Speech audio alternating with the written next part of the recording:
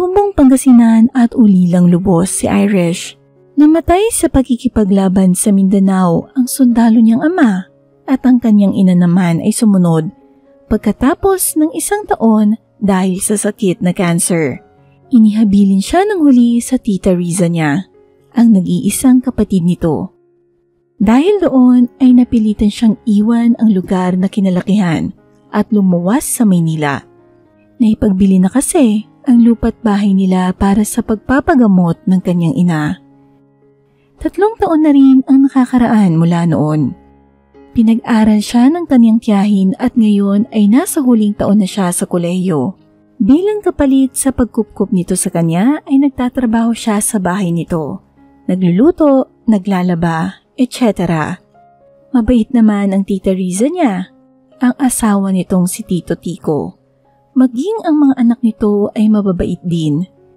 Si Babes na panganay ay grade 9 na. Si Betty ay grade 7 at ang cute na bunso naman na si JD ay 3 years old na siyang inaalagaan niya.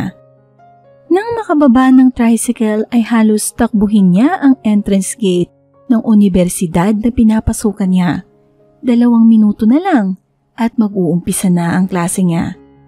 Hindi niya napansin ang 2 taong sakay ng isang mamahaling kotse na nagmamasid sa kanya. Nakita mo na? Hindi pa rin makapaniwala si Helena. That was remarkable. Kaunting ayos lang at kamukhang-kamukha ko na siya. Wow! Pinaningkitan siya ng mga mata ni Chippy. Sigurado ka bang wala kang kapatid, tita? Baka naman ampon ka lang ni Madeir.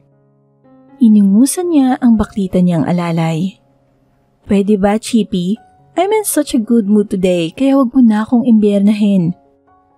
Kasi may nasisighting ka ng solution sa problem mo kay J-Red?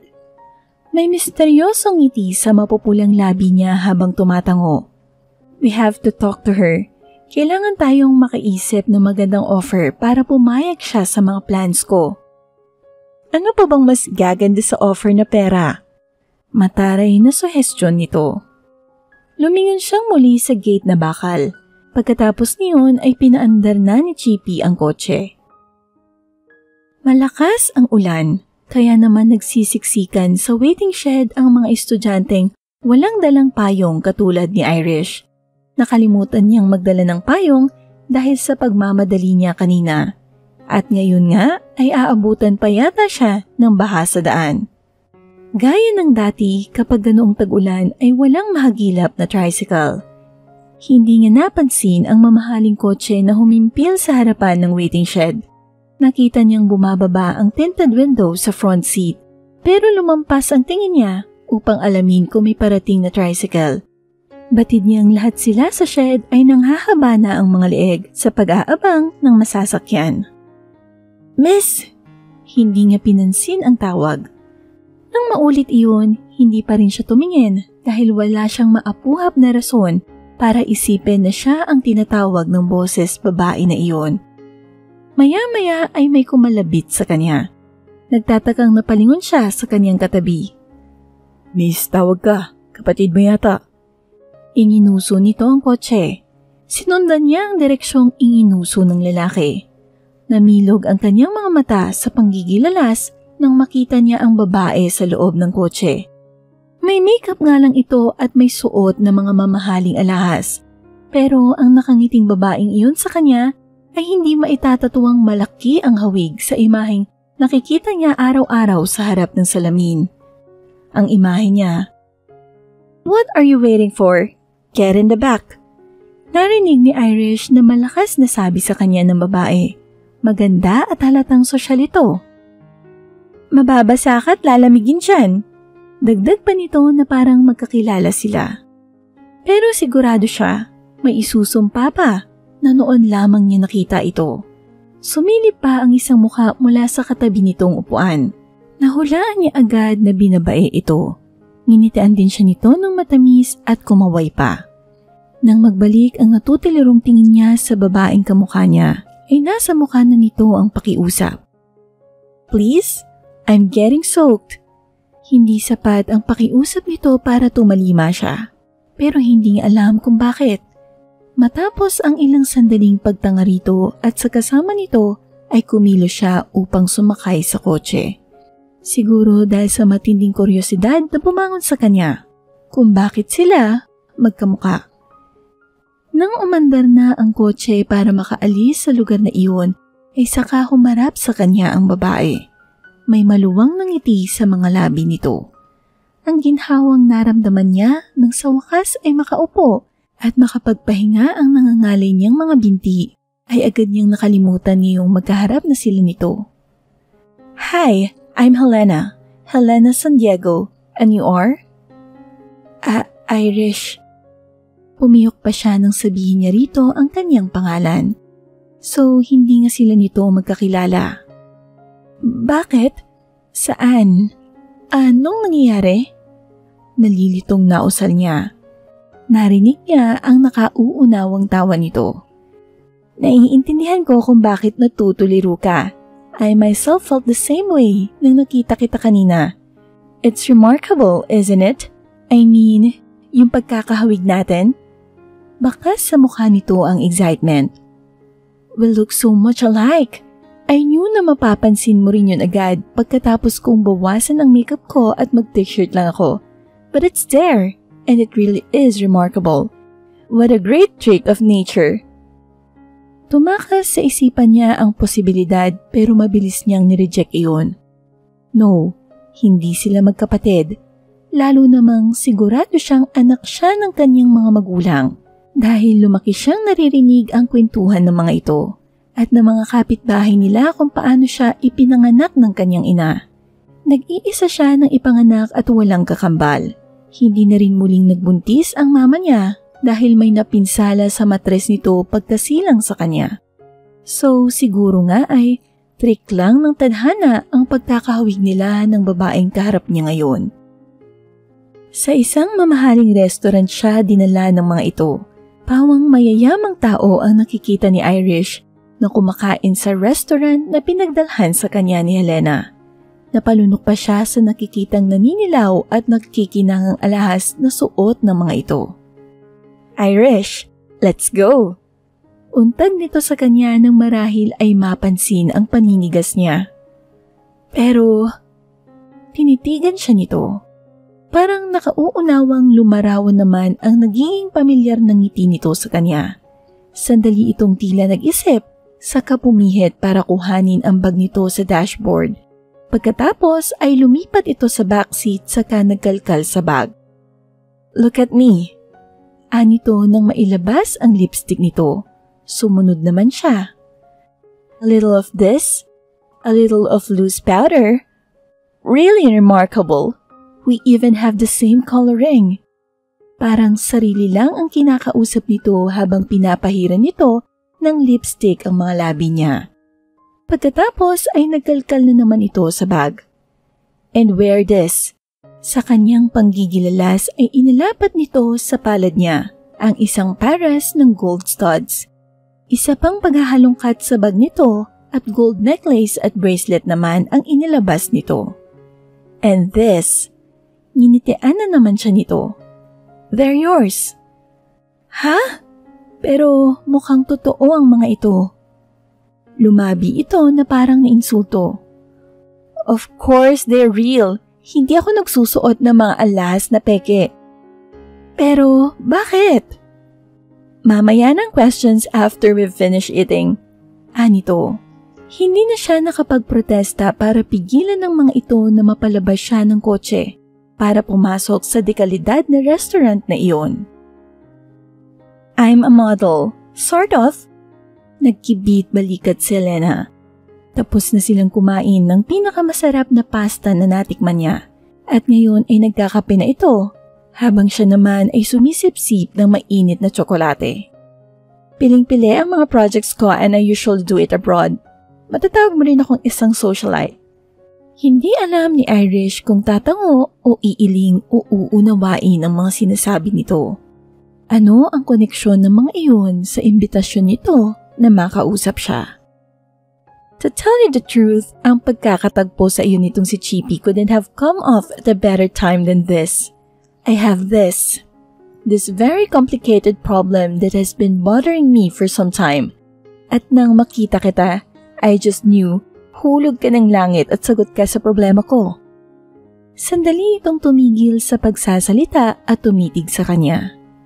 I have this boyfriend. Napatuwid siya sa pagkakasandal sa upuan. Gulo nga yata ang napasukan niya. And he's kind of so conservative. Nagpatuloy si Helena. Hindi pa rin ito napapansin ang pagkalito niya. And he hates my job. He hates my career. Ang gusto niya ay isang docile girlfriend na laging nasa bahay. Every time he calls up and every time he needs me. Could you imagine that? Can you imagine someone like me not working at all? Dahil tinatanong siya, kaya napasagot siya. Kung kaya ka siguro niyang buhayin. Oh, he could. Anito na parang na-disappoint sa naging sagot niya. Mayaman ang boyfriend ko, Irish. His family owns a corporation. Maraming lupa ang mga Brazilyo sa iba't ibang parte ng Pilipinas at sa abroad. But this isn't about earning a living. You know, this is about self-esteem, about self-gratification, or about knowing that you could do something worthy for yourself. Yung tipong hindi ka papayag na tumigil sa bahay and be a useless housewife while you have the whole world out there to conquer. Bravo, tita! Pumalakpak naman si Chippy sa amo nito. Tumangutango si Helena. You understand, Irish? I guess so. Tugon niya. May mga babaeng kapareho nito ang pananaw sa buhay, pero hindi siya kabilang sa mga iyon. Kapag nag-asawa siya, ang gusto niya ay maging plain housewife para naman maibigay niya ang atensyon niya sa kanyang asawa at sa mga magiging anak nila. Last month, Jared gave me an ultimatum. Hindi kasi nga gustong ituloy ko pang pagmomodelo. He wants us to get married soon. Gusto niyang sumama ako sa rancho niya to see if I like it there. Mas madalas ay doon siya tumitigal kaysa sa mga opisina niya rito sa Maynila. Alam mo na, computer age na ngayon, mapapamahalaan niya ang kanyang mga ari-arian kahit nasa pinakadulo pa siya ng mundo. Pinilit niyang umiti upang ipakitang kahit paano ay masaya siya para dito, kahit ang totoo ay may gumugulo sa kanyang isip. Bakit sinasabi niya sa kanya ang lahat ng ito? Ano ba ang pakialam niya sa love life ng isang Helena San Diego? The big problem is, nagpause ito at tumingin sa alalay nitong nag-iwas naman ng tingin. Anong problema? Sa wakas ay naitanong niya. Puno ng intensidad ang mga mata ni Elena nang titigan siya nito. I'm a part of a big modeling stint abroad, but incidentally, ay natapat iyon sa mismong araw na gusto niyang tumigil ako sa rancho. And I've already said yes to both. Now, I'm confused. Kapag nag-back out ako sa show, habang buhay nang masisira ang karir ko. Kapag nag-back out naman ako sa imbitasyon ni Jared, I'll lose him forever. Pumuntong hininga ito. Can you see my situation?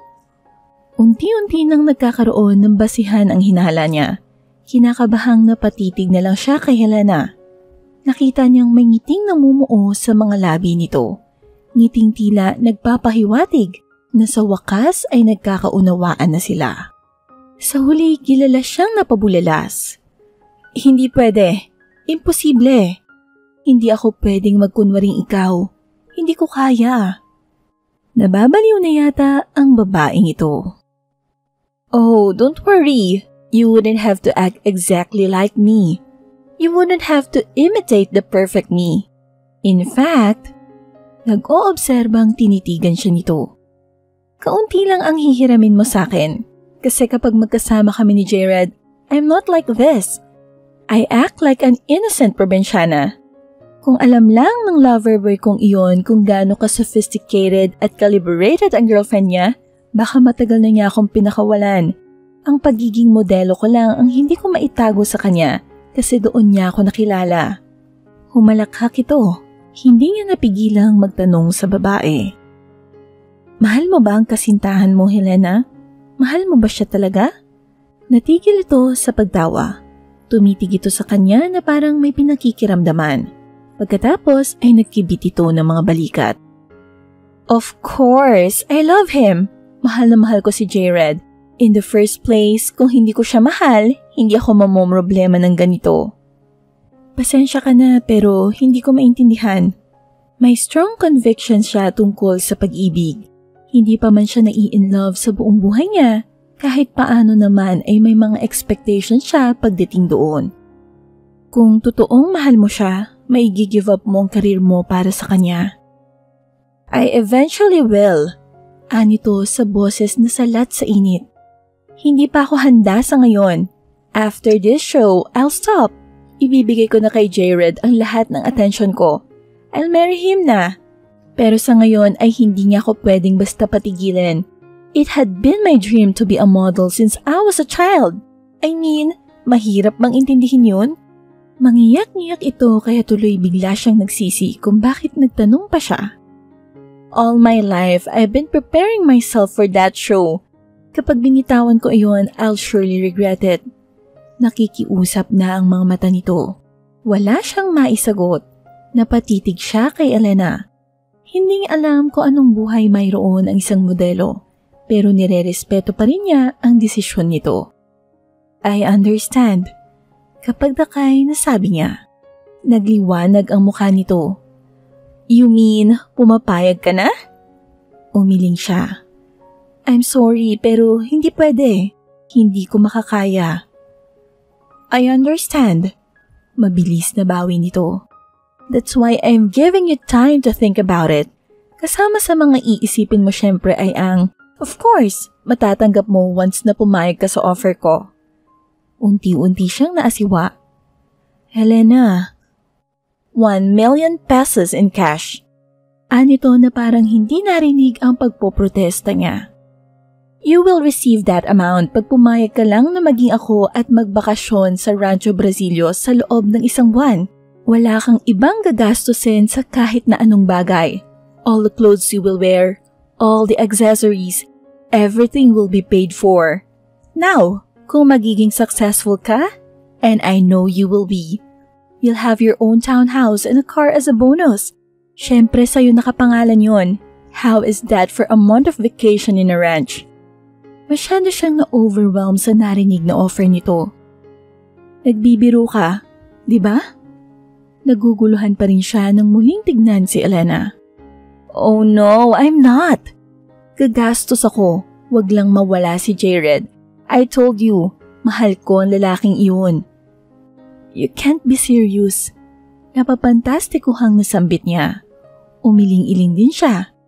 Kahit gaano pa kalaking halaga ang i-offer mong kapalit ay hindi ko magagawa ang sinasabi mo.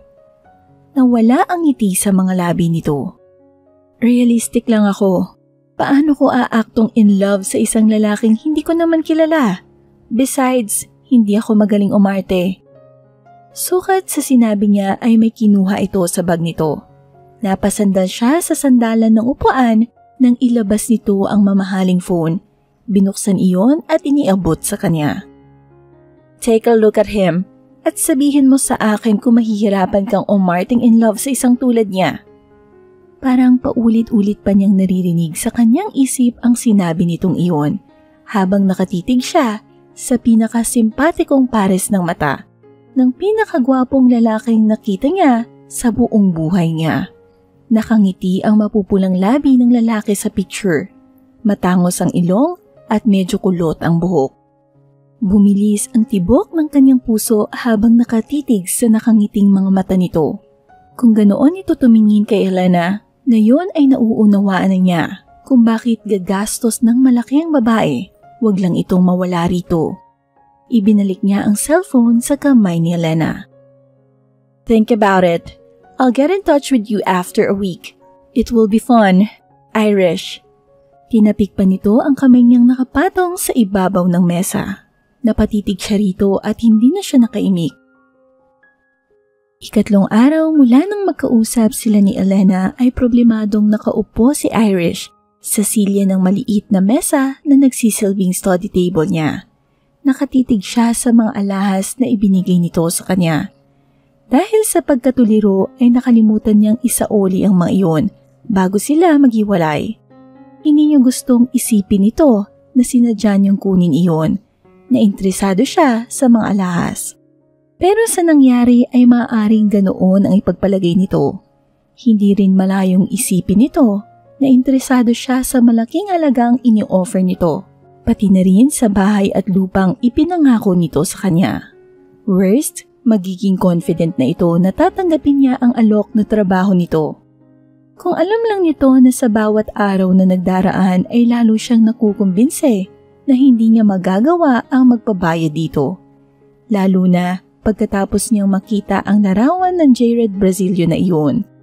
Paano niya ito magagawang lukuhin? Mamaya niyan ay makulong pa siya kapag nabisto ang mga panluloko niya.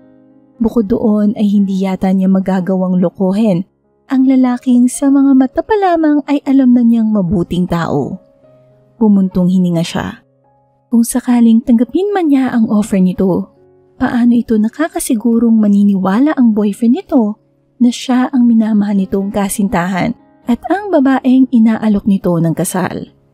May palagay siyang hindi ito ganoon kainosente o katanga para hindi mahalata na hindi siya ang kasintahan nito. Mukha kasing marami ng karanasan si Elena. Sa katunayan ay naging pangahas ang isipan niya sa paghihinalang hindi simpleng mga halik at yakap lang ang namamagitan sa mga ito. Paano niya iyon maiaarte ng natural, gayong ni hindi pa siya nahahawakan ng kahit sinong lalaki? Kaya imposibleng tanggapin niya ang alok ni Elena. Hindi niya kaya. Pinitpit niya sa kanyang puso ang nararamdamang panghihinayang na hindi na siya magkakaroon ng pagkakataong makita man lang sa personal ang gwapong si Jared Brazilio. Ang mga lalaking katulad dito ay sa pangarap lang niya matatagpuan. Bumuntong hininga siya at ibinalik sa maliit na kahon ang mga alahas. Ibabalik niya iyon kapag nagkita silang muli ni Helena. Wala siyang intensyong sirain ang kanyang buhay dahil lang sa isang Helena San Diego na sobrang swerte sa buhay. Maghanap na lang ito ng ibang kamuka, wag lang nitong guluhin ang tahimik niyang buhay. Inihanda ni Irish ang sarili sa pagkikita nilang muli ni Elena. Papalabas pa lamang siya ng gate ay nakita na niya ang kotseng ginamit nito nang una silang magtagpo. Siya na ang kusang lumapit sa kotse nito nang makalabas siya ng gate. Maaliwalas ang langit ng araw na iyon. Gaya ng dati, bumaba ang tinted window ng kotse sa tapat nito at sumalubong sa kanya ang maganda at nakangiti nitong mukha. "Hello, Irish!" Ito ang unang bumate. "Helena." At ubili niyang banggit sa pangalan nito. Inilabas niya ang kahon sa kanyang bag at ibinigay iyon dito. Bahagyang napangasan ang ngiti sa mga labi nito nang matanggap nito iyon. "What's this?" "Yung mga alahas na ipinasuot mo sa akin noong 1 linggo.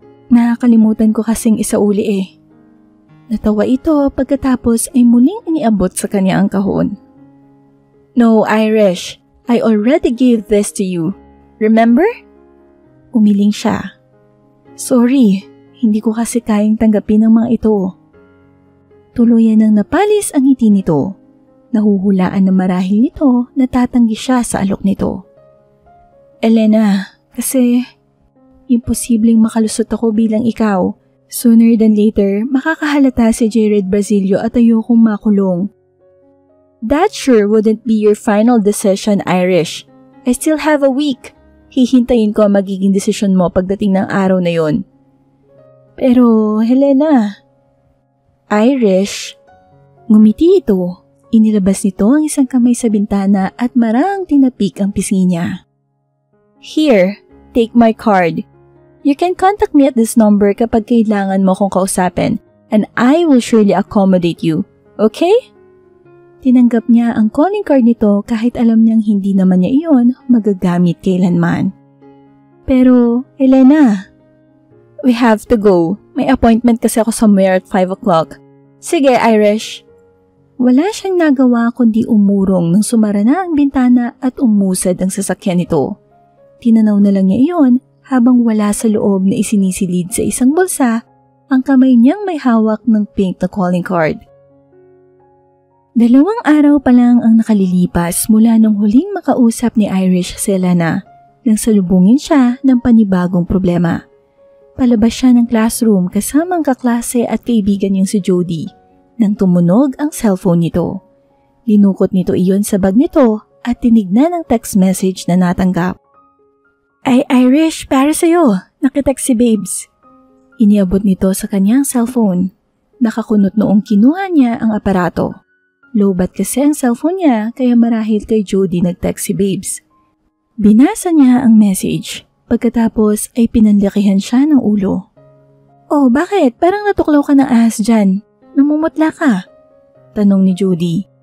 Hinagilap niya ang kamay nito para hindi siya matumba dahil nagsisimula na siyang mahilo. "Jody." "Bakit?" Nag-aalala na ito sa kanya. "Bakit ba?" "Samahan mo ko." "Nasusunog daw ang bahay, sabi ni Babes. Pinauuwi na niya ako agad."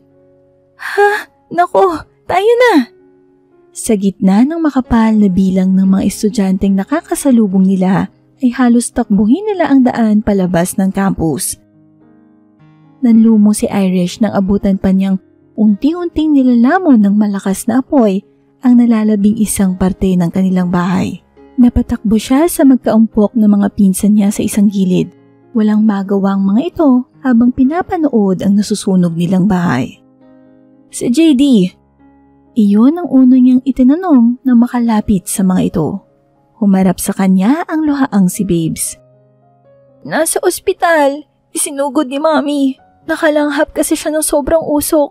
Sumiksik kasi siya sa closet ni na Mami sa kwarto at hindi agad namin siya nakita kaya hindi siya agad nailabas. Ate, ang bahay natin, wala na. Saan tayo titira ngayon?" Tuluyan na itong humagulgol habang yumayakap sa kanya. Hindi na makapagsalita si Betty dahil humahagulgol na rin ito. Niyakap na lang din niya ito at pinaglubag ang loob. Naaawang nakihagod naman sa likod ng mga ito ang kaibigan niyang si Jody. Nang kalmado na ang mga ito ay saka lamang niya nagawang hanapin ang mga magulang ng mga ito. Humikbi na naman si Babes. "Nasa ospital si Daddy. Pilit niyang iligtas si JD. May mga burns siya na kailangang gamutin." Kung ganoon ay walang ibang maaasahan noon kundi siya. Halata namang hindi alam ng mga pinsan niya ang gagawin sa sitwasyong iyon. "Dito lang kayo." Sinulyapan niya si Jody para sanyasan itong samahan ang kanyang mga pinsan. "Kakausapin ko lang ang mga pulis." Ilang mga kapitbahay nila ang nakita niyang lumapit sa mga pinsan niya nang makalayo siya sa mga ito. Narinig pa niya si Mrs. Capistrano na niyayakag ang mga ito sa bahay niya. Nagtatanong-tanong siya sa nagkalat ng mga bombero hanggang sa ituro siya ng mga ito sa sinasabing hepe. At halos malula siya sa impormasyong sinabi ng huli. Ayon sa preliminary investigation ay hindi pa malinaw ang dahilan ng pinagmulan ng sunog. Wala naman daw indikasyon na sa kusina nagsimula ang apoy. Natutulog daw ang mga kamag-anak niya. Palibhasa ay walang pasok dahil Sabado. Nang maya-maya daw ay makalanghap na ng usok ang mga ito. "Iimbestigan pa natin, Ineng. Baka nag-short circuit ang kuryente ninyo." Anang hepe. Nagpasalamat siya rito at pagkatapos ay nagpaalam na at binalikan ng mga pinsan. Mas malala pa kaysa sa iniwang eksena ang dinatnan niyang senaryo sa ospital. Naka-oxygen si JD. At nasa tabi ng kama nito ang lumuluhang ina nito. Ang tito-tiko naman niya ay nasa ICU at inoobserbahan. Malubha ang kalagayan nito dahil sa 3rd-degree burns na inabot nito. "Saan ako kukuha ng pantustos sa mga gastusin dito sa ospital? Marami pa akong utang na binabayaran at kakaunti lang naman ang nitatago naming pera ng tito mo sa bangko. Anong gagawin ko?" Litong-litong sabi ng kanyang tiyahin. "Tita." Tigmak ng luha ang mga mata na tumingin ito sa kanya. Awang-awa siya sa itsura nito. Nakalumang duster ito at ang tsinelas na suot ay iyon pang halos mapigtas na. "Irish, baka tumigil muna kayo sa pag-aaral." "Huwag ninyo munang isipin yun ngayon, tita." Umiling-iling ito. "Nakakabaliw itong nangyari sa atin. Anong gagawin natin?" Humahagulgol pa ring sumubsob ito sa gilid ng kama. Napalunok siya sa nakikitang paghihirap ng kalooban nito. Kaya't lumapit siya rito at hinagod niya ang likod nito. Napatingin siya kay JD at lalong nagsikip ang kanyang dibdib dahil sa nakikitang pamumutla ng mukha nito. Kay layo ng itsura nito sa kinasanayan niyang lusog nito. Tuluyan siyang napaiyak dahil doon. Naiiling na binuksan niya ang kanyang bag at kinuha ang kanyang wallet. Pagkatapos ay nagpaalam siya sa kanyang tiyahin. Lumabas siya at nagtungo sa nurse's station para makitawag sa telepono. Nanginginig ang mga kamay. I-denial niya ang numero na nakatala sa calling card ni Helena San Diego. Naramdaman ni Irish ang panginginig ng kanyang katawan habang nakaupo sa front seat ng kotse. Katabi niya ang driver na sumundo sa kanya mula sa bahay ni Helena sa Maynila. Nakalampas na sila sa entrada ng Rancho Brasilio at ngayon ay nagdaraan sa mahabang driveway patungo sa malaking bahay. Kahit malayo pa ay natatanaw na niya ang matangkad na lalaking nakatayo sa harap niyon, nakatanaw sa kanilang sasakyan at halatang naghihintay. Pinagmasdan niya ito. May nakasaklob na cowboy hat sa ulo nito. Naka-printed polo shirt ito na nakatuck-in sa kupasing maong at sa mga paa nito ay ang magabok na brown leather boots. Sa nakikita pa lang nakakisigan ng katawan nito, malapad na balikat, mga brasong maskulado at mga habang bias ay nagsisimula ng kumabog ang kanyang dibdib. Pakiramdam niya ay malapit na siyang mamatay. Nagdadalawang isip siya. Kung magagawa lang niya ay malamang na nakalipad na siya pabalik sa Maynila. Tanging ang alalahanin na baka isuplong siya ni Helena sa otoridad kapag tumalikod siya sa kanilang kasunduan ang nagpapanatili ng tatag sa kanyang puso. Tinanggap niya ang alok ni Helena dahil sa purong pangangailangan. Hindi nga masisikmurang hindi kumilos. Gayoong mayroon naman siyang magagawa para tulungan ang mga kamag-anak niya na kumupkop sa kanya noong siya ang nangangailangan. Sa pamamagitan ng perang kikitain niya, ay may papagamot niya na si JD at ang tito-tiko niya. May matitirahan pang bahay ang mga pinsan at tiyahin niya. Hindi na mahalaga kung hindi siya makapagpatuloy sa pag-aaral. Sa susunod na semestre na lang kapag nalampasan na niya ito. At yun ay kung hindi pa siya nakapiit sa kulungan. Dumating ang pinakakinatatakutan niyang sandali. Huminto ang sasakyan sa tapat ng bahay at lumapit si Jared sa sasakyan. Lalo siyang naalarma nang hawakan na nito ang handle ng pinto. Diyos ko po! Bago siya makakilos sa kanyang kinauupuan ay nahablot na siya nito mula sa kotse at napalibutan ng matatag na mga bisig nito. Naamoy tuloy niya ang mabangong kulon na gamit nito. Elena! Jared! Bahagya siya nitong inilayo sa katawan nito at sinulyapan ang kanyang muka. Masuyo ang tinging ipinukol nito sa kanya. Para naman siyang nabato-balani habang nakatitig sa gwapo nitong mukha. Nanatili lamang siyang nakatitig sa nakangiting mukha nito. Hindi nga siya makapaniwalang hindi pa siya nito pinalalayas. Tuluyang na blanko ang kanyang utak nang iangat ng isa nitong kamay ang baba niya at bumaba ang mukha nito. I missed you. Mahinang wika nito nang halos maglapit na ang kanilang mga labi. Hinalikan siya ni Jared. Naipikit niya ang kanina ay namimilog na mga mata nang higpitan pa nito ang pagkakayakap sa kanya. Kung hindi nito ginawa iyon, siguradong bumagsak na siya sa lupa dahil sa sobrang pangangatog ng kanyang mga tuhod. Nagtagal ang halik na iyon ng ilang minuto. Hindi siya nakakilos para tugunin iyon dahil hindi niya alam kung paano. Kung bukal lamang sa kanyang puso ang pagpapanggap, baka sakaling naitanong niya kay Elena kung paano humalik ang nobyo nito. Nitong mga huling araw ay tinuruan siya nito kung paano aakto kapag kaharap si Jared. Inisa-isa nito ang mga nalalaman nito tungkol sa lalaki and vice versa. Isinukat din niya ang mga damit na pag-aari nito at iba pang gagamitin niya sa loob ng isang buwang ilalagi niya sa rancho. Nag-angat ng mukha si Jared at may pagtataka sa tingin nito nang titigan siya. Is there something wrong, sweetheart? Nagpapanik na tumitig siya rito. Ano ang sasabihin niya? Helena. Sa wakas ay nagsalita siya. I'm sorry, Jared. Puyat kasi ako kagabi at napagod siguro ako sa biyahe. I'm sorry. Malambing na sabi nito. May show ka ba kagabi? Tumango siya sa ibinigay nitong oportunidad na maging solido ang kanyang pagdadahilan. Oo maaga akong sinundo ng driver mo at halos sa sasakyan na ako nakatulog.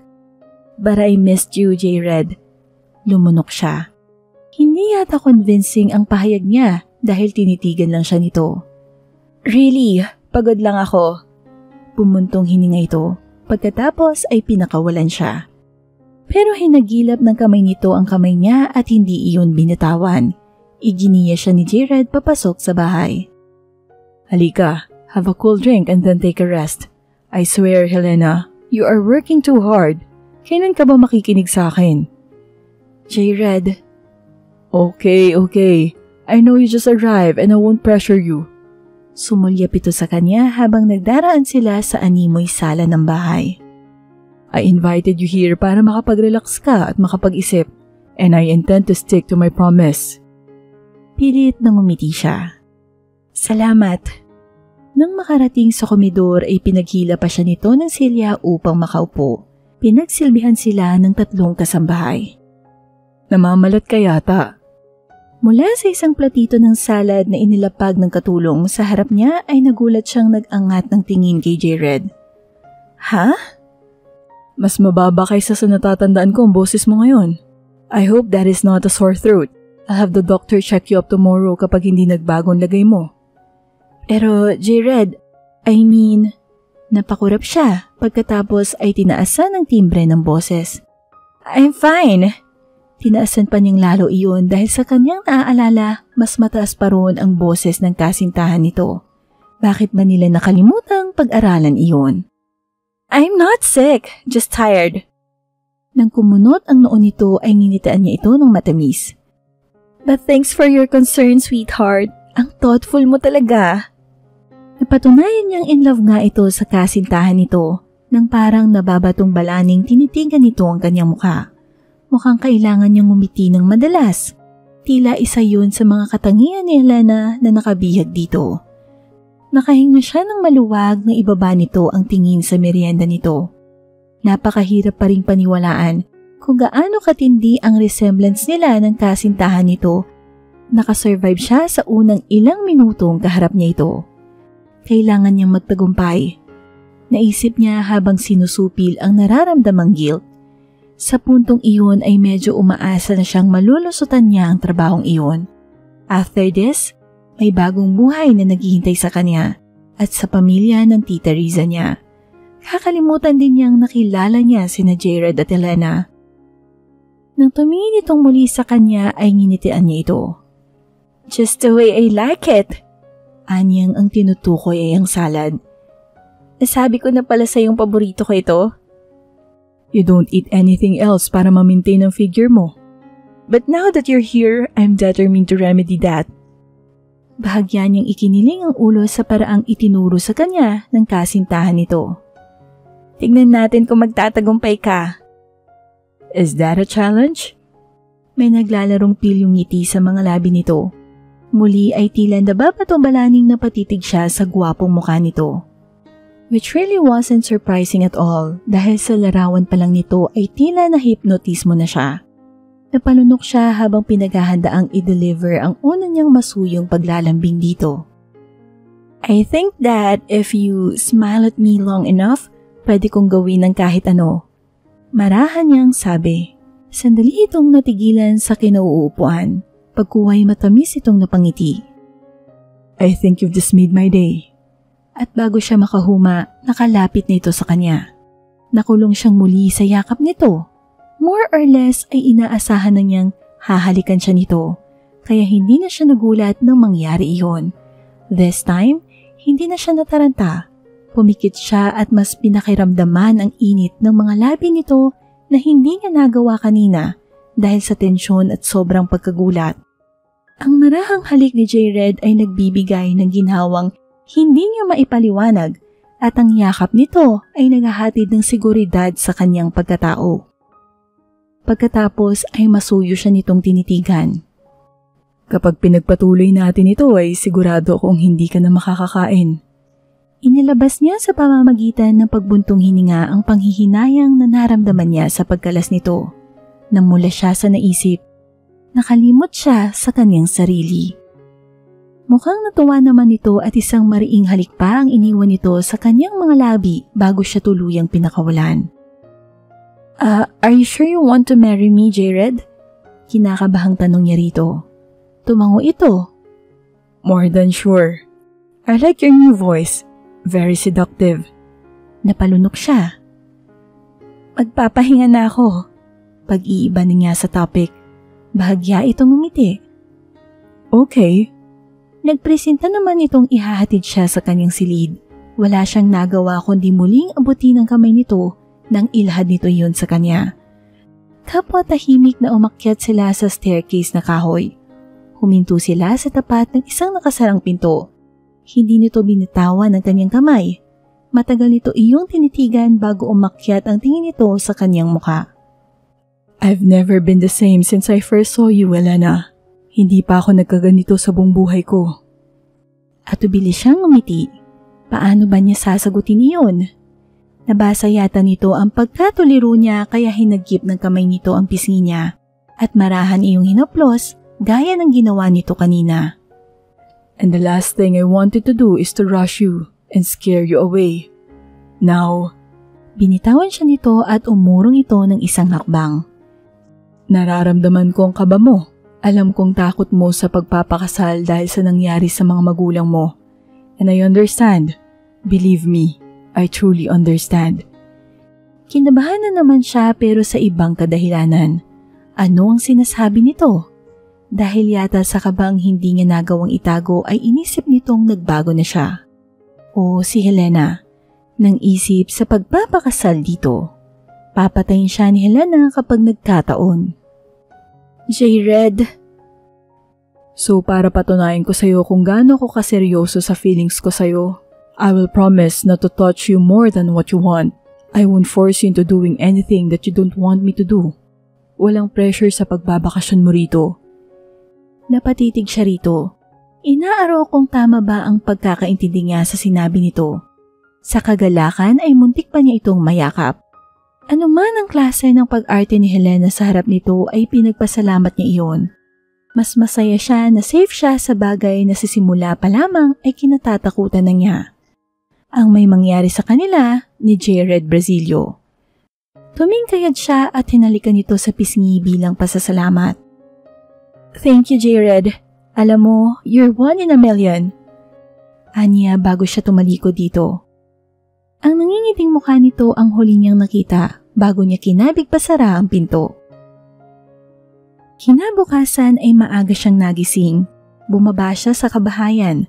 Pagkatapos ay nagtungo sa veranda para sumagap ng sariwang hangin. Napalingon siya nang makarinig ng halinghing ng kabayo. Hindi kalayuan sa kinatatayuan niya. Para siyang nasa banyagang lugar. Pagkakita niya sa kabayo na may sakay na matangkad at maskuladong lalaki. Para siyang nanonood ng isang commercial ng Marlboro. Nakatigil ito roon at nakatanaw sa kabundukan habang nasa tila malalim na pag-iisip. Nang mapalingon ito sa kanya, marahil ay naramdaman nitong may nagmamasid dito. Nagliwanag ang mukha ni Jared bago nito ibinaling ang ulo ng kabayo sa direksyon ng veranda. Ilang sandali pa ay tumatakbo na ito patungo sa kanya. Kumilos siya upang bumaba. Sa damuhan na niya ito hinintay na makalapit. Maluwang ang pagkakangiti niya nang tuluyang huminto ang sinasakyan nitong kabayo sa kanyang harapan. Good morning! Masiglang bati nito sa kanya. Ang ngiting nagliliwanag sa gwapong mukha nito ay mas naging kaiga-igayang tignan sa bagong liwanag ng umaga. Good morning! Ganting bati niya habang nakatingala rito. Ibinaling niya agad sa kabayo ang kanyang atensyon. He's so big, sabi pa niya. You don't look afraid of him. Anito. Napatingala siyang muli rito. Pagkuway, nagkibit siya ng mga balikat. Mukha namang masunurin, hindi na siya kumibo mula nung tumigil kayo sa harap ko. Tumingin siyang muli sa kabayo. Would you like to take a ride with me? Hindi na arte ang pamimilog ng kanyang mga mata nang marinig ang sinabi nito. Sa kabayong yan? Tinapik-tapik nito ang mahaba at maskuladong lieg ng kabayo. Tama ka sa obserbasyon mo kanina. Nakakaloko lang ang laki nitong si Demetri. But really, he's a gentle horse. Kabayo siya ng kapatid kong si Victoria. Nangingiti siya sa pakikinig sa mga sinasabi nito. You talk to him as if he's a real person. Mula kay Demetri ay lumipat sa kanya ang tingin nito. You won't believe how many times I've talked to him when I was still a child. Minsan pa nga, mas sensitive ang mga kabayo kaysa mga tao. Kahit nakatingin lang sa'yo, parang nauunawaan ang iyong sinasabi. Tumawa siya. Mabuti na lang at wala ka si Demetri, kundi baka nagselos na ako. Kuminang ang mga mata ni Jared sa biro niyang iyon. Maya-maya ay inilahad nito ang isang kamay. Come. At tubilis siyang lumapit dito. Are you sure na hindi ako mahuhulog? Trust me, hindi kita bibitawan. Bumuntong hininga siya. Pagkatapos ay inabot ang isang kamay nito. Nakulong ang palad niya sa mahigpit nitong hawak. Naging madali sa kanya ang pagsampa sa kabayo dahil sa mga instructions nito at dahil nasa harap siya nito, napasandal siya sa katawan nito habang yakap naman nito ang bewang niya. Nang isandal niya ang kanyang likod sa balikat nito at higitin siya nito ay narinig pa niya ang malalim na paghugot nito ng hininga. It feels good holding you like this. Napahigpit ang hawak niya sa renda ng kabayo. Aaminin niyang noong una ay naasiwa siya sa pagkakalapit ng kanilang mga katawan. But something about his embrace seemed to affect her in a way she could not explain. Para bang natural nang mayakap siya nito, madikit sa katawan nito, at higit sa lahat ay maramdaman ang init ng hininga nito sa kanyang leeg. Hinawi pa nito ang mahabang buhok niya at marahan siyang kinintilan ng halik sa leeg. Nilukuban siya ng kiliting bumuhay sa kanyang dugo. Unting-unting bumilis ang tibok ng kanyang puso. Ibinaling pa niya ang tingin niya rito dahil nais niyang makita ang mukha nito at sa ganoong posisyon ay hinalikan siya nito. Sa pagkakataong iyon ay hindi na siya nabigla. Marahil ay dahil nagiging honest lang siya sa kanyang sarili. Kanina pa lang na nakita niya ito sa malayo ay pinananabikan na niya ang mga halik nito. Nang matapos ang halik na iyon ay nagsalita si Jared. Ready for the ride, baby? Narinig niya ang marahan at buo nitong boses malapit sa kanyang tenga. Ninamnam pa niya ang nakakakiliting tinig nito bago nakangiting tumango siya. Nang magsimulang tumakbo ang kabayo ay huminga siya ng malalim para lasapin ang sariwang hangin. Naengganyo siya sa sariwang hangin tumatama sa kanyang muka at sa berdeng tanawin na lumilitaw sa bawat distansyang nararating nila. Kinalimutan muna niya ang mga problema, katulad ng dagling pagkalimot niya sa ibang mga bagay habang nasa mga bisig ni Jared. Isang linggo ang nagdaan at naaaliw si Irish sa papel na kanyang ginagampanan. Jared made it easy for her. Napakadali nitong pakisamahan. Idagdag pang napakabait nito sa kanya at napakalambing. Kung hindi siya mag-iingat ay mahuhulog ang puso niya para rito. Sa tuwing na pag-iisa sila ay dinadala siya ng mga halik nito sa lugar na hindi pa niya nakikita. Parang mas makulay ang paligid. Mas maganda ang tugtog ng mga musikang kanyang naririnig at mas masigla ang kanyang mga kilos kapag kasama niya ito. She was just physically attracted to Jared. Ipinipilit niya iyon sa kanyang sarili pero umaayaw ang kanyang puso. Kapag wala na siya sa rancho at kapag hindi na niya ito nakikita, madali naman niya siguro itong makakalimutan. Napabuntong hininga si Irish. Nasa veranda siya ng gabi iyon at matamang nag-iisip. Nagkakaroon siya ng pagdududa sa tunay na damdamin ni Helena para kay Jared. Ngayong nakikilala na niya ng lubos ang lalaki, she can fully understand na may pagpapalit siya ni Helena sa karir nito. Isa pa, mukha namang hindi ito ganoon ka-oppose sa pagmomodelo ni Helena. Isang bagay lang ang nauunawaan niya. Maaring hindi totoong mahal ni Helena si Jared. Muli siyang napabuntong hininga habang nakatanaw sa malayo. Why the long sigh? Gulat siyang napalingon. Hindi niya namalayang nasa likuran na pala niya si Jared. Ginulat mo ko. Hindi ko alam na nariyan ka lang pala. Masyado kasing malalim ang iniisip mo eh. Lumapit ito sa kanya at tinitigan siya nito sa muka. Unti-unti bumilis ang tibok ng kanyang puso dahil pakiramdam niya'y malulusaw siya sa paraan ng pagtitig nito. Lalo na nang bumaba ang mga labi nito para hagkan siya. The kiss was gentle and it lasted for several minutes. Marahang pumulupot ang mga bisig nito sa kanya at nakulong siya sa mahigpit nitong yakap. Kung totoo man ang kanyang iniisip, paano nagawa ni Helena na lokohin si Jared? Napakaswerte nito na iniibig siya ng tapat na lalaki. At si Jared, paano nito matatanggap kapag nalaman nitong ang babaeng minamahal ay nagbabalat kayo lamang? May mumunting butil ng luha ang nangilid sa kanyang mga mata. Kumala siya rito at umamot ng lakas mula rito dahil pakiramdam niya ay bigla siyang nanghina. Diyos ko, in love na ako kay Jared. Hey! Marahang untag nito sa kanya. Something wrong, baby? Humugat siya ng malalim na hininga at pinuno ng mabangong amoy nito ang kanyang mga baga. Pagkatapos ay nag-angat siya ng tingin dito. Kiss me again, Jared. Halatang nagulat ito sa parang pagbibigay niya ng utos dito. Kumunot pa ang noon nito na makitang namamasa ang kanyang mga mata. Helena? Dahan-dahan niyang ikinawit ang mga braso niya sa leeg nito. Kiss me, please. Natigilan ito pero sandali lang. Pagkatapos siyang titigan ay sinunod nito ang pakiusap niya. Kalakip ang kakaibang emosyong bumalot sa kanyang puso ay tinugon niya ang mainit na halik nito. Wow! Pagkuway tumawa ito. What happened to you today? Will you love me less if I kiss you like that, Jared? Umiling ito. No, sweetheart, but you'll be in trouble. Magaan ang biro nito pero malalim ang ibig sabihin niyon para sa kanya. Hindi niya alam kung anong klase ng kalokohan ang dumapo sa kanya. Bakit nga ba hindi? Bibigyan niya ng leksyon si Helena sa ginagawa nitong pagmamanipula sa buhay ng ibang tao. Gusto niyang maging handa si Jared kapag muli na nitong nakasama si Helena. Gusto niya ay may laban kahit paano ang lalaking minamahal niya sa babaeng inaakala nitong nagmamahal ang dapat dito. Matapos ang desisyong iyon ay naghahamong tinignan niya si Jared. I don't care anymore. Anya rito.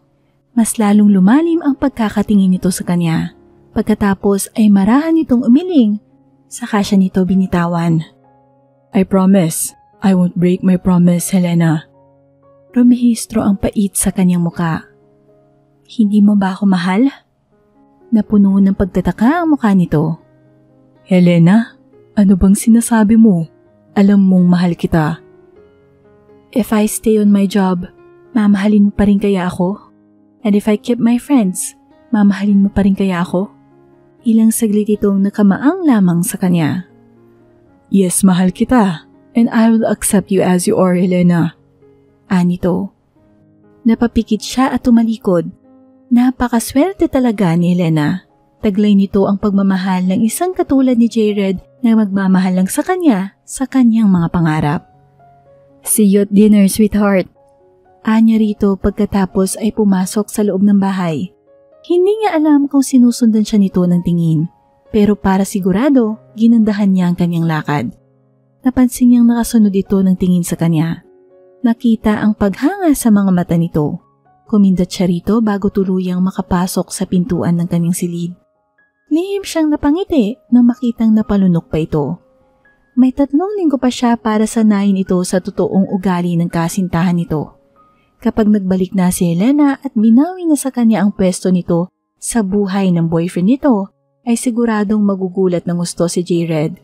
Hindi na basta maiisahan ni Helena si Jared. Hindi na magmumukhang tanga ang kanyang mahal. Nasa hardin si Irish noon at kausap sa cellphone ang kanyang tita Riza. Sinasamantala niyang nasa study room si Jared at abala sa mga papeles na negosyo nito.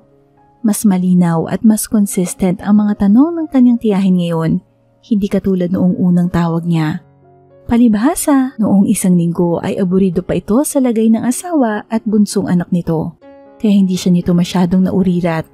Nailigaw pa niya ang mga tanong nito. Ngayon ay bakas na bakas ang pag-aalala sa boses nito. Siguro ay dahil mas napag-isipan na nito ang mga pag-aalinlangan sa mga ibinigay niyang dahilan noong umalis siya. Saan ka ba talaga tumitigil ngayon? Hinahanap ka na ng mga kaklase mo. Hindi ka na ba talaga pumapasok sa eskwela? Huwag ho kayong mag-alala, tita. Okay lang ho ako. May susunod pa namang semester. Doon na lang ulit ako mag-e-enroll. Ang trabaho mo, hindi ka ba nahihirapan? Sanay ho ako. Pagsisinungaling niya. Idinahilan niya ang utang ang perang ibinigay niya rito. Kaya nagtatrabaho siya para may maipambayad sa utang na iyon. Hindi niya pinakita rito ang buong 1,000,000 piso na natanggap niya mula kay Helena. 75,000 lang ang binigay niya rito. Pagkatapos ay inilagak na niya sa bangko ang natitirang pera. Naisip niya kasing baka mas lalo itong magduda kapag nagbigay siya ng mas malaking halaga. Tuliro lang ito noon kaya siguro tinanggap ang pera kahit nagugulumihanan sa mga ibinigay niyang rason. Hindi ka gumagawa ng kalokohan, Irish? Baka naman kung ano ng trabaho pinasukan mo. Nakagat niya ang ibabang labi nang marinig ang mangiyak-ngiyak na tinig nito. Nag-aalala ito sa kalagayan niya. Hindi ho. Huwag kang mag-alala, tita. Pagbalik ko, mag-uusap tayo ng maayos. Sigurado ka, hindi ko mapapatawad ang sarili ko kapag napahamak ka, Irish. Dahil sa amin. Hindi po. Hayaan mo't kapag nakabawi kami ng tito-tiko mo at nakabalik na kami sa trabaho, tutulungan ka namin sa pagbabayad. Baka may malapitan pa tayong iba. Baka naman mautang natin sa iba ang pambayad sa inutang mo. Tita, huwag mo nang isipin ang mga bagay na yan ngayon. Pagbalik ko ho, saka natin i-discuss. Kamusta na ho si JD? Miss na miss ko ng mga pinsan ko. Nako, ngumingiti na siya kahapon pa. Makakalabas na raw siya sa 1 linggo. Si Tito Tico ho. Ligtas ng tito mo. Nung makalawa, inilipat na siya sa private room. Kung wala raw mangyayaring hindi inaasahan, magtutuloy-tuloy na ang kanyang recovery. Maya-maya nga ay naririnig na niya ang paghikbi nito sa kabilang linya. Maraming salamat, Iha. Kung hindi dahil sa'yo, hindi ko alam kung saan pupulutin ang pamilya ko. Namasa na rin ang kanyang mga mata. Tita, kung may magagawa ako, syempre hindi ko palalampasin. Kung wala kayo, hindi ko rin alam kung ano nang nangyari sa akin noon. Inalo-alo pa niya ito hanggang sa pagkatapos ng ilang sandali ay nagpaalam na rin ito. Pinapahid niya ang mga luha sa kanyang mga mata nang mapansin niyang tila may gumalaw sa gawing kaliwa niya. Gulat at kinakabahan siyang napalingon. Si J-Red. Helena? J-Red. Hindi na niya naitago ang kanyang pagluha. Mabilis na itong nakalapit at kunot noong pinagmamasdan ng kanyang basang muka. You're really crying? Why? Napalunok siya. Patay. Ano ang idadahilan niya? Bago pa siya makapagsalita ay kinukulong na siya nito sa mga bisig nito. What's wrong? What's the problem? Kasi katatapos ko lang kausapin ang isang kamag-anak na nasunugan ng bahay last month. Na-injure ang asawa niya at ang bunso niyang anak sa insidente. I was able to give them money bago ako magbakasyon dito. I just heard na okay ng asawa niya at yung bata kaya napapaiyak ako. That's all. Ginawa na niyang sarili para mabaliwala ang kanyang pagluha. Bakit ba nakalimutan niyang wala sa personalidad ni Helena ang maging iyakin? Ewan ko ba? Malapit na siguro kung magkabisita kaya emosyonal ako ngayon. Iniangat nitong baba niya at pinahira ng kanyang luha ng panyong kinuha nito mula sa bulsa nito. Hindi masamang aminin paminsan-minsan ang kahinaan mo. Hindi niya nagugustuhan ang itinatakbo ng kanilang usapan at ang impresyong namumuo sa utak nito tungkol sa kasintahan nito. Dahil doon ay mabilis siyang nag-isip ng kahit anong maipanliligaw niya sa usapan. I thought you're working in your study. Bakit narito ka sa labas ngayon? Agad na lumarawan ang isang maluwang ng ngiti sa mukha nito. Oh yeah, dumating kasi si Victoria at kinatok niya ako agad sa study. She's excited to meet you, sweetheart. Nakahinga siya ng maluwag sa kabatirang daglinan nitong nakalimutan ang tungkol sa pagkahuli sa kanyang pag-iyak. Then let's go to her. Sa dami ng mga naikwento mo sa akin tungkol sa kanya, pakiramdam ko'y kilala ko na siya. You'll like Victoria. I know she'll like you too. Anito. Isang babae ang nakita niyang nakatayo sa bungad ng pintuan at halatang naghihintay sa kanila. Kung hindi siya nagkakamali ay ito si Victoria, ang sinasabi nitong kapatid nito na ipakikilala sa kanya. Isang tingin pa lang niya sa mukha ni Victoria ay natansya na niyang hindi siya nito gusto. Natuwa naman siya sa isiping iyon. Ramdam niya ang bigat ng titig nito sa kanya kahit halos 1 kilometro pa ang layo nila sa isa't isa. Wala ring kangiti-ngiti sa mga labi nito. Ngumiti lang ito nang ang kapatid na nito ang nakita nito. Victoria! Sumalubong sa kanila ang babae. Halos hindi siya makapaniwala habang nakatitig dito. Hindi na niya mahagilap ang matinding pagkadisgusto at galit na nakita niya sa mukha nito kanina. Agad silang ipinakilala ni Jared sa isa't isa.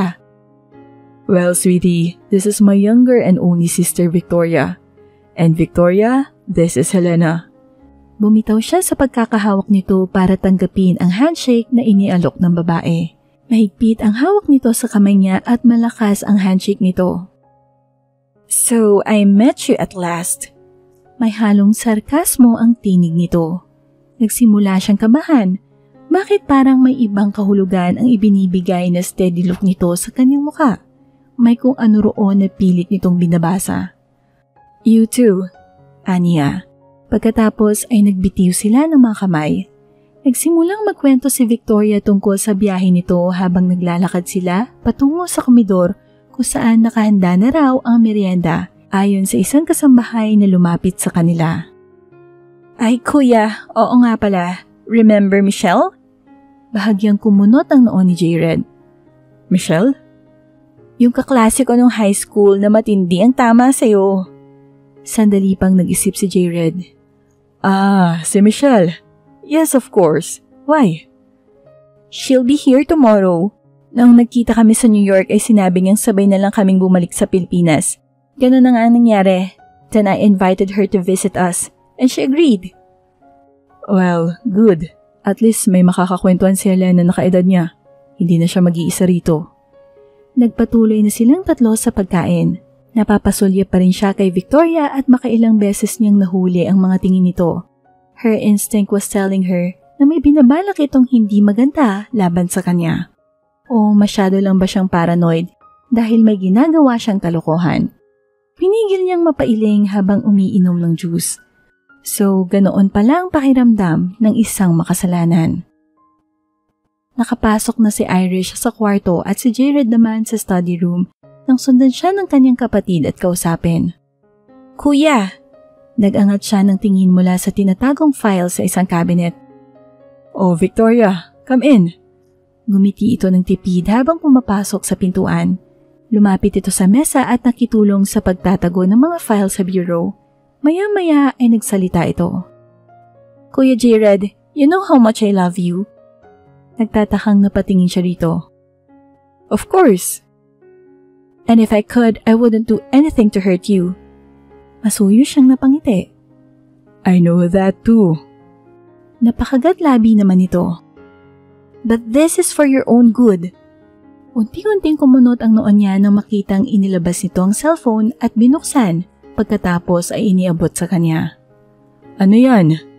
Tanong niya. Malalim ang hiningang pinakawalan nito. See for yourself. It's about that woman in Helena's room. Whoever she is, I definitely know she's not Helena. Napatingin siya sa screen ng cellphone nito. Namilog ang mga mata niya habang nakatingin sa mga litratong natunghayan niya.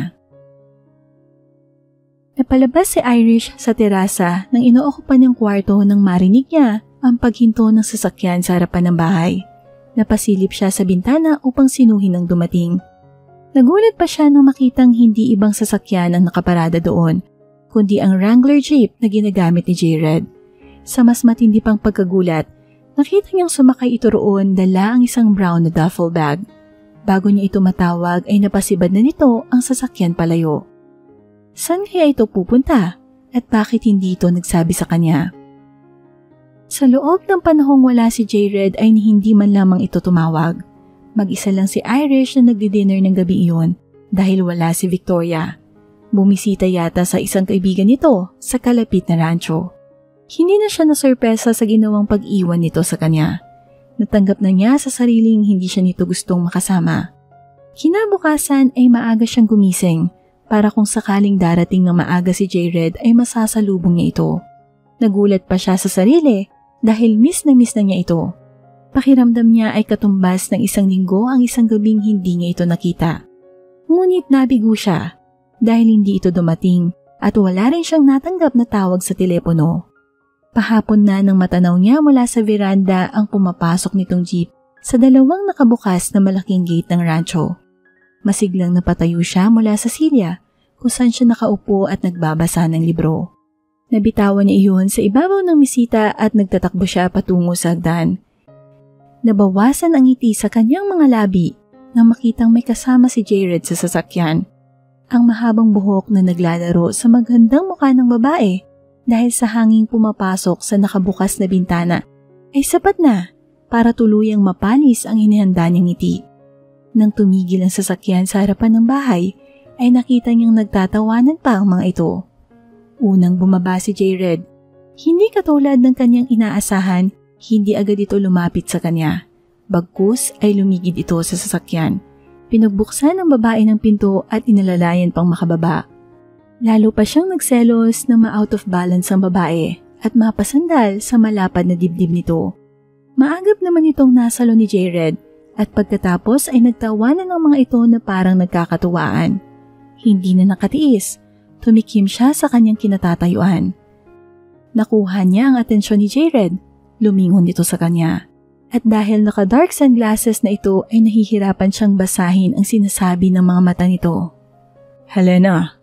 Binitawan nito ang kamay ng kasamang babae at lumapit sa kanya. Hinihintay mo ko? I was worried. Hindi ka nagpaalam. Nagkibit ito ng mga balikat na parang baliwala rito ang kanyang sinabi. I didn't think you would mind. Masyadong importante ang lakad ko at hindi ko na naalala pang magpaalam sa kahit sino. Kahit sino? Nasaktan siya. Ganoon na lamang ba ang tingin nito sa kanya ngayon? So, she's Helena. Napatingin siya sa babaeng lumapit sa kanya habang isinusukpit ang isang bag sa balikat. Nahagipan niya ang tingin ang binababang malaking maleta ng isang tauhan ng asyenda mula sa compartment ng sasakyan. Nagkaroon siyang bigla ng suspecha sa pagkatao ng babae. Yes, she is. May pait sa boses ni Jared. Ibinalik niya rito ang kanyang tingin pero wala naman sa mukha nito ang pait na nahimigan niya sa boses nito. Nagkamali ba siya ng dinig? Helena, I want you to meet Michelle. Remember, Victoria's friend? Tinanguan niya ito. Where is that girl anyway? Tanong ni Michelle habang pumapasok sa bahay matapos siyang lampasan na parang teritoryo nitong pinapasok. Bakit hindi man lang niya ako sinulubong? Sa kanyang pagkadismaya, lumampas din si Jared sa kanya. Pasensya ka na, naglalamierda na naman siguro. Pagkatapos niyon ay walang ano-anong iniwan na siya ng mga ito. Nalilito, naguguluhan, at higit sa lahat ay nasasaktan. Napako siya sa kanyang kinatatayuan. Ano ang nagawa niya at biglang naging malamig ang pakikitungo ni Jared sa kanya? Bakit bigla itong nagbago? O di kaya, siya ang nagkamali sa pagkakakilala niya rito? Nagkamali rin ba si Helena sa paniniwalang mahal ito ng kasintahan nito? Nang mapansin niya ang naaawang tingin sa kanya ng kasambahay, ay minabuti niyang magbalik sa pagbabasa. Ngunit nang nasa veranda na siya ay hindi siya makapag-concentrate dahil naririnig niya ang tawanan ni Jared at Michelle sa kalapit na komedor. Nagmamadali na lamang siyang umakyat sa hagdan patungo sa kanyang kwarto. Doon siya tulalang umiyak. Nagdadalawang isip si Irish kung bababa siya para maghapunan. Nakapag-ayos na siya ng kanyang sarili, ngunit nanatili na lamang siyang nakatitig sa malungkot na mukha niya sa salamin. Punong-puno ng pag-aalinlangan ng kanyang mga mata. Nasa ganoon siyang itsura nang marinig niya ang pagparada ng jeep ni Jared sa harap ng bahay. Napatayo siya mula sa stool and dresser at agad na lumabas sa veranda. Mula roon ay nakita niyang pasakay ito sa driver's seat. Ang mataginting na halakhak na naulinagan niyang nanggagaling sa loob ng sasakyan ay sapat na para mahulaan niya kung sino ang kasama nito. Si Michelle. Napahugot siya ng hininga dahil sa biglang pagkirot ng kanyang puso. Maghapong magkasama ang mga ito. Nag-horseback riding at masayang nagkwentuhan ng mga ito na parang sabik sa isa't isa dahil sa tagal ng hindi pagkikita. Ni hindi siya hinanap ni Jared. Ni hindi ito nagpaliwanag kung bakit umalis ito kahapon nang hindi nagpapaalam. Higit sa lahat, hindi man lamang ito nagpaliwanag kung bakit biglang nagbago ang pakikitungo nito sa kanya. Hindi niya alam kung anong magiging reaksyon ni Helena sa nangyayaring ito, pero wala siyang pakialam. Masamang-masama ang loob niya. Pakiramdam niya ay para siyang isang basahan na itinapon na lang sa isang tabi. Pinaniwala siya ni Jared na mahal siya nito, and he was good at it. Ngayon ay nagdurusa siya sa sarili niyang pagkakamali, pero hindi siya makapagreklamo dahil hindi siya ang tunay na Helena at dahil siya ang unang nagbalat kayo. She deserved what she got from him. Maghahating gabi nang maalimpungatan si Irish. Nakadama siya ng gutom. Bumangon siya, nagsuot ng roba at nagdesisyong bumaba sa kusina para uminom kahit mainit na gatas. Kanina, bago siya tuluyang igupo ng antok, ay nakapagdesisyon na siyang aalis ng asyenda kinabukasan. Wala nang saysay na tumigil pa siya roon. Hindi ba't napatunay na niyang hindi mahal ni Jared si Helena? Ang isa pang mabigat na dahilan, hindi na yata niya kaya ang sakit na umaalipin sa kanyang puso kapag patuloy siyang binabaliwala ni Jared. Iniisip man nitong si Helena ang pinanlalamigan nito pero siya bilang si Irish ang hindi na makatiis dahil siya ang tunay na nagmamahal dito at hindi si Helena San Diego. Nasa kusina na siya at nakapagtimpla ng mainit na gatas. Naupo siya sa dining chair at unti-unting humihigop sa baso habang nasa malalim na pag-iisip. May palagay siyang hindi na siya makakatulog, kaya mag-e-empake na lang siya ng kanyang mga damit. Mag-iiwan na lang din siya ng sulat, sakaling hindi na sila magkita pang muli ni Jared bukas ng umaga. Sa sulat na lang siya magpapaalam. Magpapasalamat lang siya sa ginawa nitong pagtanggap at pag-asikaso sa kanya habang nasa Rancho Brasilio siya. Nasa ganoon siyang pagninilay-nilay nang makarinig siya ng kaluskos na waring nagmumula sa sala. Hawak ang isang baso ng gatas ay tumayo siya at tahimik na naglakad patungo roon. Bukas ang ilaw sa kusina at ang ilang silahis ng liwanag ay umabot sa bukana ng sala, sa parteng naghahati roon at sa komedor. Napatigil siya sa paglakad nang makita ang mga galaw ng anino sa sofa. Nakilala agad niya ang malapad na katawan ni Jared kahit pa nakatalikod ito sa kanya. Pero hindi iyon ang nakapagpatigil sa kanyang paglapit, kundi ang may-ari ng mga brasong nakapulupot sa leeg nito, ang katawang niyayakap nito at ang mga labing hinahalikan nito, si Michelle. Nang marinig niya ang ingay na nagkapira-pirasong baso na kumalat sa sahig na marmol, ay napatangan na lamang siya roon. Helena? Napalunok siya nang marinig ang paghugot nito ng hininga. Namamasa ng mga mata niya nang ibalik niya ang tingin dito. Hindi na malinaw ang imahe ng mga ito dahil natakpan na ng mga luha sa kanyang mga mata. I'm sorry. Anya sa boses na hindi niya batid kung maririnig nito. Hindi niya alam kung nasabi ba niya iyon dahil nakabasag siya ng baso o dahil naistorbo niya ang mga ito sa ginagawa. Pakiramdam niya ay namamanhid ang kanyang katawan. Helena. Napakislot siya nang mamalayan ang paglapit nito sa kanya. Umurong siya at iniiwas ang kamay niya nang nagtangka itong hawakan siya. Helena. Parang nahihirapan itong banggitin ang inaakala nitong pangalan niya. Matagal niya itong tinitigan.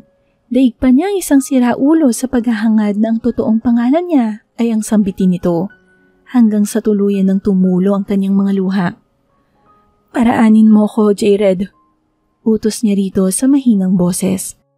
Ngunit nanatili lamang itong nakatitig sa kanyang mukha at hindi nagsalita isa mang kataga. Hindi na niya tinangkang basahin pa ang sinasabi ng mga mata nito. Siya na ang nagbawi ng tingin at itinutok na lamang iyon sa babagtasing hagdanan. Nang lumampas siya rito ay hindi siya nito pinigilan. Habang umaakyat ay parang naririnig pa niya ang ingay na idinulot ng pagkabasag ng basong kanyang nabitawan. Pero sa kanyang isipan, ang imahe na nagkapira-pirasong puso niya ang paulit-ulit na lumalarawan. Isang linggo ang mutuling lumipas mula nang lisanin ni Irish ang Rancho Brasilio. Tumalili siya ng rancho bago pa man magbukang liwayway ng araw na iyon. Lumipat sila ng apartment sa takot na hanapin pa siya ni Helena. Kinontak niya ang kaibigan niyang si Judy at sa walang emosyong boses ay kinwento niya rito ang nangyari.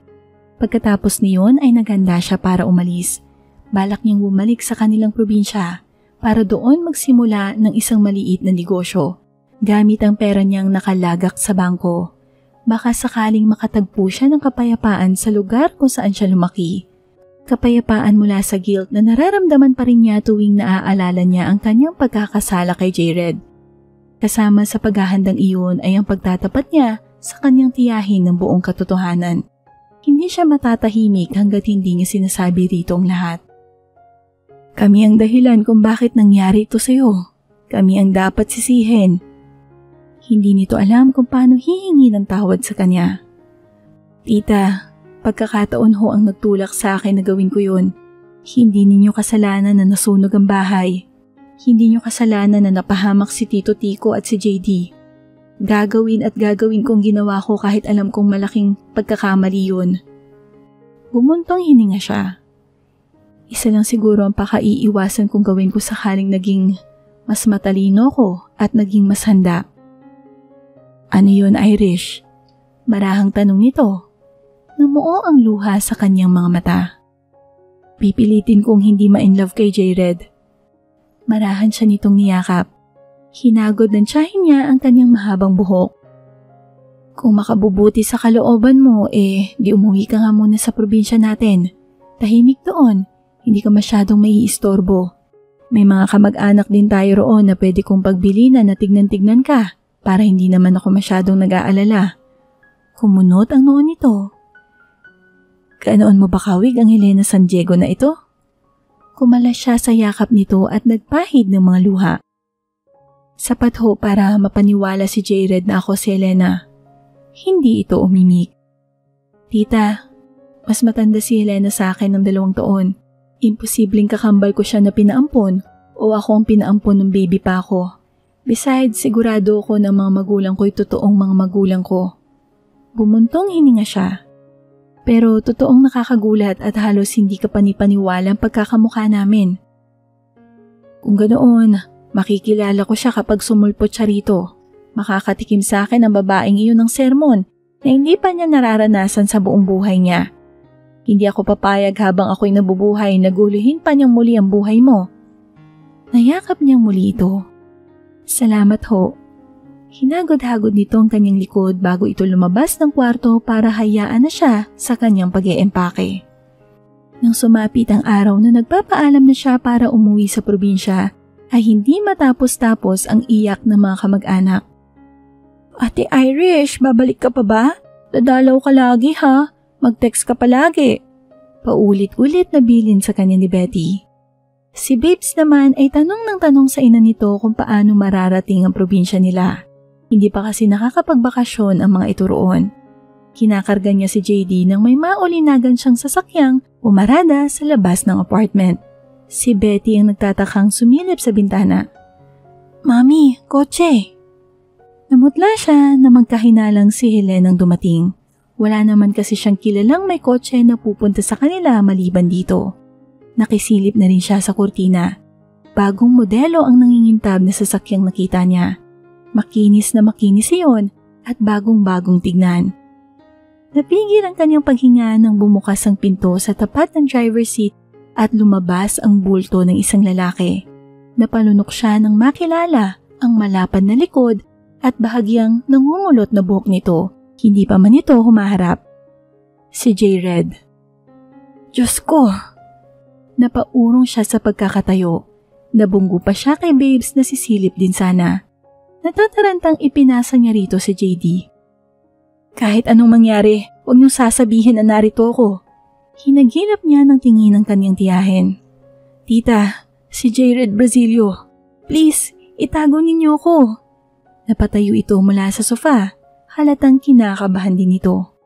Magtago ka! Madali! Nagmamadali siyang pumasok sa kanyang kwarto. Napakislot si Irish sa isang sulok ng kanyang silid nang marinig niya ang malakas na boses ni Jared. Base sa mararahas na yabag at pagbukas at pagsara ng mga pinto, ay nahinuhan niyang nagkakagulo sa labas. Mukhang sinusundan nito ng tita Riza niya at pinipigilan ito sa walang paalam na pagbubukas nito ng pinto ng mga kwarto. I need to talk to her. Hindi ako aalis sa bahay nito hanggat hindi ko siya nakakausap, hanggat hindi ko siya nakikita. Diyos ko po, hindi pa niya ito nakita o narinig man lamang na magalit ng ganoon katindi. Nang marinig niyang huminto ito sa tapat ng kanyang silid ay nanigas siya sa pagkakatayo. Sunod-sunod itong kumatok. Nang hindi siya sumagot ay pinihit nito ang seradura at nang matuklasang nakalaki yun ay buong lakas nitong tinadyakan ng pinto. Kulang na lamang ay mawasak iyon. Humihingal pa ito nang tumambad sa kanya. Napakagwapo pa rin ito kahit galit na. Napansin niya iyon kahit naninigas at namumutla na siya sa takot. Sa paningin niya ay namayat ito at nahapis ang muka na nagbigay rito ng isang haunted look. Nag-irita ng mga kasama niya sa bahay nang pasugod ang mga itong lumapit. Napapikit siya ng mariin sa takot at hinintay na lamang ang pagdapo ng isang kamay nito sa kanyang pisngi. Pero sa kanyang panggigilalas, marahas siya nitong kinabig at niyakap. It's okay, baby. I'm not gonna hurt you. I just want to hold you close. Napatitig siya sa tiyahin niya na noon ay namumutla sa panonood. Nakaawang naman ang mga labi ng kanyang mga pinsan. Maging ang kasambahay nila ay napasugod mula sa paglalaba at namimilog ang mga mata habang nakatayo sa tabi ng mga ito. Samantalang si JD naman ay sumiksik sa pagitan ng mga paa ng mga ito para makapasok sa kwarto. Pumasok ang tita Riza niya sa kwarto at kinarga ang anak nito na napatigil at napatitig sa matangkad na lalaking nakayakap sa kanya. Tawag ako ng pulis! Kahit pahayag ay walang kasiguruhan ang boses ng tita Riza niya. Noon siya pinakawalan ni Jared, pero ang isang kamay nito ay nanatiling nakapulupot sa kanyang katawan na parang iniisip nitong tatakbo siya sa sandaling bitawan siya nito. I want to talk to you. I need to talk to you, Irish. Malumanay pang wika nito. Nawaglit na sa isip niya ang tangkang pagtakas sa mga bisig nito nang marinig ang pagbanggit nito sa tunay niyang pangalan. Naguguluhang napatitig na lamang siya sa mukha nito. Napapalunok na napatingin si Irish sa kanyang tiyahin. Tila nakuha naman na ganito ang gusto niyang mangyari. Sigurado ka? Baka... Ako nang bahala kay Jared, tita. Sandali itong natigilan kahit waring nag-aalinlangan habang yakap nito ang anak nito. Bago tumalikod ay bumuntong hininga pa ito at tumango. Pinaalis nito ang mga anak nito at ang kasambahay sa pinto. Pagkatapos ay hinila ang pinto pasara. Bumitiw siya agad kay Jared at lumayo nang mapagsolo na sila. Hindi makapag-isip ng normal ang utak niya habang magkalapit sila nito. Hindi nga niya magawang tumingin dito. So, nakausap mo na si Helena? May pakiramdam siyang sinabi na ni Helena ritong totoo. Ilang sandaling katahimikan ang daan bago ito nagsalita. Yes, hindi siya nakatanggi nang kumprontahin ko siya pagkatapos kong matanggap ang resulta ng investigasyong ipinagawa ko habang nasa asyenda ka pa. Tolerong napatingin siya rito. Investigasyon? Matatag ang titig nito sa kanyang mukha. Alam ko nang hindi ka si Helena bago ka pa man tumakas sa Rancho Brasilio. Napatitig siya rito. Otomatikong napipi siya sa sinabi nito. Humakbang ito palapit sa kanya. Remember nung dumating bigla si Victoria nang hindi ko inaasahan? She's been in New York and is going to Sydney sana pero nagkita nga sila ni Michelle. Michelle works for Duke Vincent. Duke Vincent? Naitanong niya. Tumango ito. Ang nag-produce ng show roon ni Helena. Siya rin ang lover ni Helena. Napaawang ang kanyang mga labi sa pagkabigla. Si Michelle ang nag-i-insist kay Victoria na ang tunay na Helena ay ang babaeng laging inuuwi ni Duke Vincent sa hotel nito. But my sister insisted na nasa rancho ka kasama ko. Na kaya ka naroon ay para magbakasyon. You know, to give us time to be together. Yung walang ibang iistorbo sa ating dalawa. Pero hindi naniwala si Michelle. So she took some pictures secretly. Isinama pa niya si Victoria sa panonood sa mga shows ni Helena. My sister was finally convinced when she saw Helena doing the catwalk. Agad siyang umuwi dito sa Pilipinas dala mga pictures at ipinakita ang mga yun sa akin. J-Red, bumuntong hininga ito. I cannot fully believe na nagawa nga ni Helena yun. So I left and went here. Kinontak ko ang kaibigan naming private investigator at nagpaimbestiga ako. Pagkatapos ay bumalik ako sa rancho na galit sa'yo. Noong... Namasa ang kanyang mga mata. Noong kasama mo si Michelle? Tumango ito. Hindi pa nun dumarating sa akin ang resulta ng investigasyon. But I guess I was a little sure na totoo ngang hindi ikaw si Helena. First, your voice. Tapos mas matangkad siya at mas payat siya sa'yo.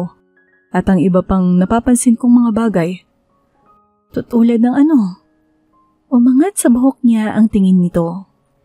The way your eyes smile kahit hindi nakangiti ang mga labi mo. The way you laugh. At ang timbre ng tawa mo. Maliliit na mga bagay na hindi ko napansin kay Helena dati. Pero importante. J-Red, I'm sorry. Umiling-iling ito. Hindi pa ako tapos. Noong bumalik ako ay binuhos ko ang atensyon ko kay Michelle. Deliberately trying to make myself believe na wala akong nararamdaman para sa'yo. Because at that time, mas masakit sa akin yung kaalamang kasama ka sa conspiracy na lokohin ako. Mas naging masakit kaysa sa ginawang pagtataksil ni Helena. Iyon ang dahilan kung bakit hindi kita pinansin. Iniwasan kita sa takot na baka kung anong masabi ko, kung anong magawa ko, habang hindi ko pahawak ang mga resulta ng pagpapaimbestiga ko. That night na nakita mo kami ni Michelle sa sala, I was hurting. Natagpuan niya ako ron and everything just fell into that moment. I let her seduce me, hoping na makakalimutan kita kahit sandali. J-Red, you don't have to tell this to me. No. I want to tell you the moment I saw your face after you saw us kissing. Parang piniga ang puso ko. I realized na kahit anong gawin kong iwas, ikaw na ang mahal ko at hindi na si Helena. Ikaw ang mahal ko, Irish. Tuluyan nang namilisbis ang kanyang mga luha. Please, J-Red, tama na. Hinabol nito ang pag-urong niya at hinagilap ang mga balikat niya. It's true. Kahit gusto kitang sundan ng gabing iyon, hindi ko nagawa dahil hindi ko pa matanggap ang natuklasan ko sa aking sarili. I can't just fall in love with a person I don't even know. How can that be possible? Kinabukasan, natuklasan kong wala ka na, pero hindi ko pa rin pinansin ang sakit. That's when I started to miss you. I missed your kiss, your smile, your voice, your touch.